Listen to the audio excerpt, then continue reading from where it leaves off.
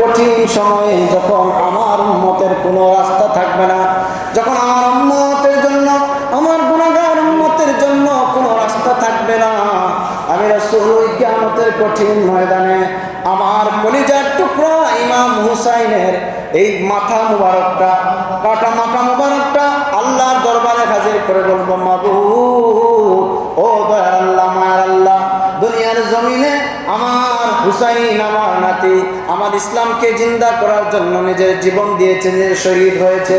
ও মাবুদ, নিজের শরীরে রক্ত জড়িয়েছে। আল্লাহ, আজকের এই কঠিন মুহূর্তে আমার নাতি ইমাম হুসাইনের উসিলায় আমার গুনাহগার উম্মতদেরকে আপনি ক্ষমা করে দেন।